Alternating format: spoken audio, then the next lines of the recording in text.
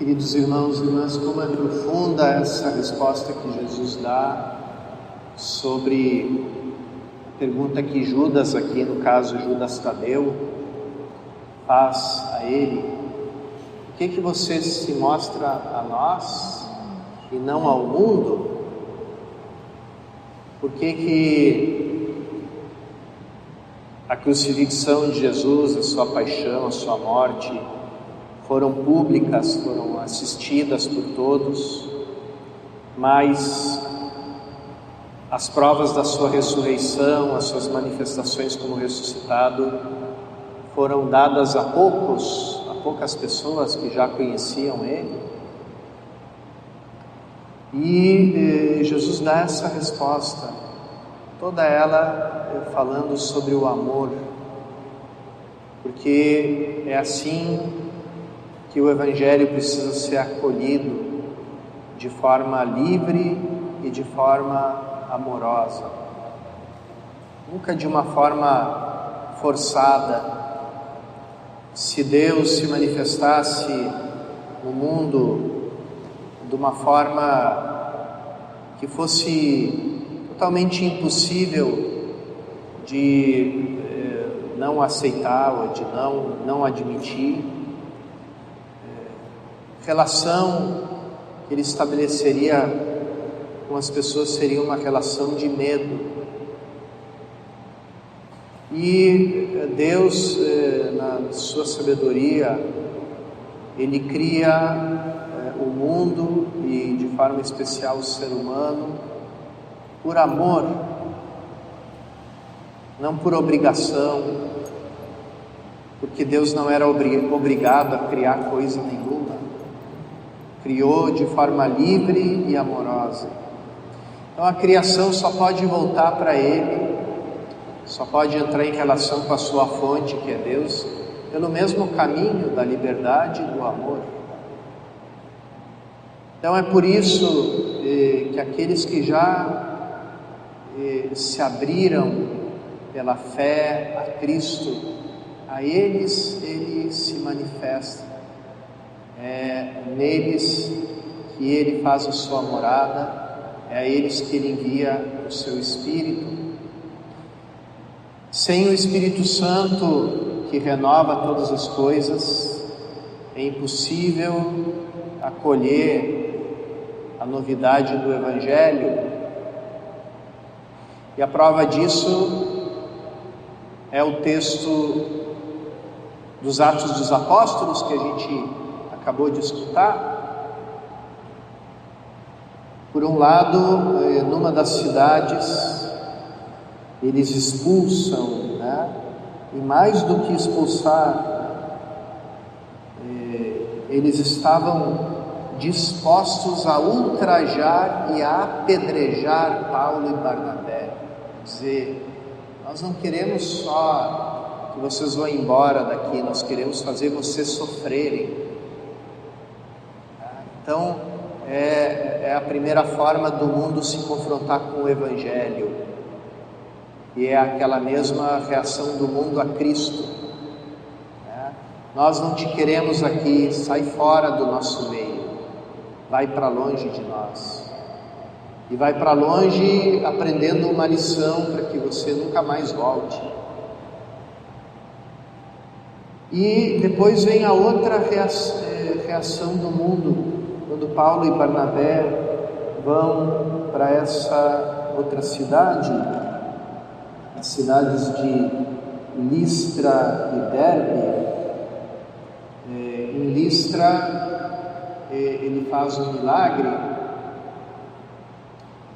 e ali acontece essa outra reação do mundo com relação ao Evangelho. O que aqueles homens, aqueles pagãos fizeram? Eles olharam dois homens, um deles com poder de cura, e simplesmente assimilaram e ajustaram a novidade às categorias que eles já conheciam. Como quando Jesus pergunta para os seus discípulos o que as pessoas dizem que eu sou, as respostas que eles dão tem a ver com as categorias que eles já estavam acostumados. Uns dizem que você é João Batista, outros dizem que você é Elias ou algum dos profetas. Aqui os pagãos, como não conheciam João Batista, nem Elias, nem os profetas, eles dizem, não, é Júpiter e Mercúrio, né? Os dois deuses, o Deus supremo de todos e o Deus mensageiro dos deuses, que é Mercúrio, que vieram nos visitar. Então, começaram a entrar numa relação de idolatria com aqueles dois apóstolos. Os apóstolos não estavam entendendo nada, porque como eles falavam outra língua, se comunicavam entre si na língua, no dialeto deles, Paulo e Barnabé não entendiam nada, até que eles começaram a entender, peraí, eles estão nos confundindo com os deuses. Eles nos colocaram nas categorias que eles já estavam acostumados. Então, a muito custo, Paulo e Barnabé começam a dizer, não, nós não somos deuses, nós somos apenas seres humanos. E nós viemos justamente anunciar para vocês que não existem muitos deuses. Existe um só Deus. Ele enviou o seu Filho, e é por causa dele que nós estamos aqui. Ali anunciam o Evangelho, mas é isso, sem o Espírito Santo, sem a presença do Espírito Santo, ou se enxerga no Evangelho uma ameaça, e o mundo até hoje reage dessa maneira, né, de uma forma explícita ou de uma forma velada. A fé cristã, a experiência cristã fica debaixo dessa ameaça, porque o mundo, a cultura secular, a cultura que nós vivemos, ela diz, religião é sinônimo de violência, religião é sinônimo de guerra, cuidado com a religião. A religião é como um vício, você pode praticar ela sozinho na tua casa, mas não sai na rua manifestando porque é perigoso. Então, toda a experiência, e não é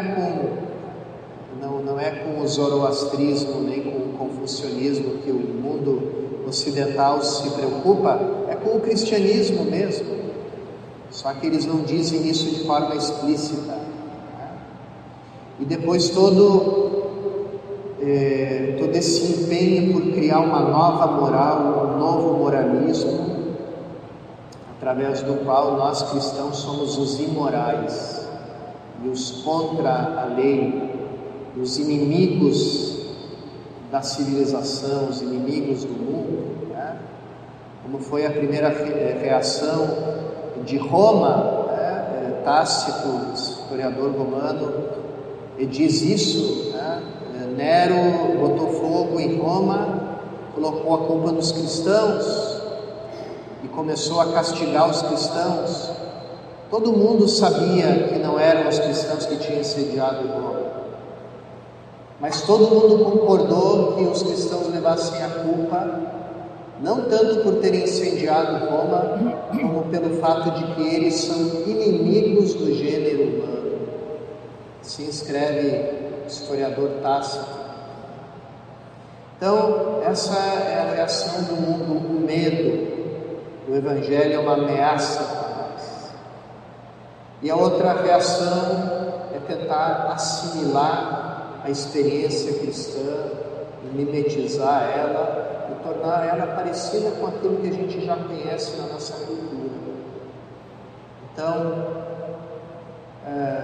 o Evangelho é uma ideologia de paz e amor, e Cristo é o primeiro hippie, Cristo é o primeiro Che Guevara, e Cristo e cada um coloca em Cristo a sua roupagem da sua própria ideologia, do seu próprio pensamento, para anular a novidade da experiência cristã.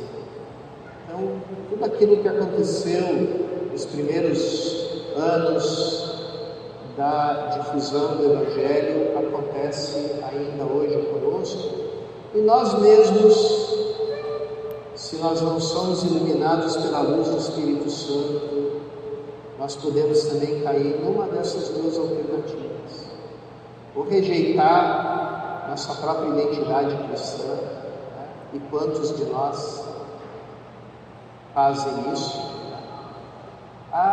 Tem certas coisas que eu concordo da igreja, dos cristãos, tem outras que eu não concordo, que eu sou da opinião contrária. E eu acho que a igreja devia mudar de posição, eu acho que a igreja devia ou se modernizar, ou voltar para o passado, né? Ou uma rejeição.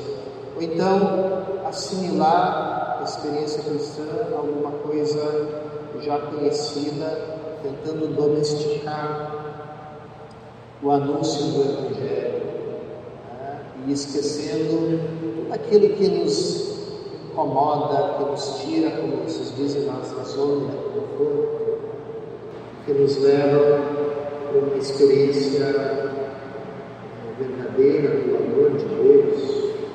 E tudo isso pode acontecer se o Espírito Santo está ausente da nossa vida. Isso, à medida que a gente vai se aproximando da festa do Pentecostes, deve ir cada vez mais subindo ao nosso coração essa súplica, esse pedido: vem Espírito Santo. O Espírito Santo já nos foi dado desde o dia do nosso batismo, completou a sua obra no nosso crisma. Mas cada vez que a gente diz vem Espírito Santo, a gente acolhe daquela forma, que é a única que Deus quer ser acolhido, da forma livre e amorosa, o dom que Ele nos deu. E assim, dizendo: vem Espírito Santo, vinde Espírito Santo, o Espírito Santo vai fazendo a sua obra no nosso coração, na nossa vida, na vida da nossa família, da nossa comunidade, do mundo inteiro. Peçamos a Cristo na Eucaristia a graça de nos abrirmos cada vez mais com maior amor, com maior liberdade ao dom de Deus na nossa vida, que é o Espírito Santo de Deus.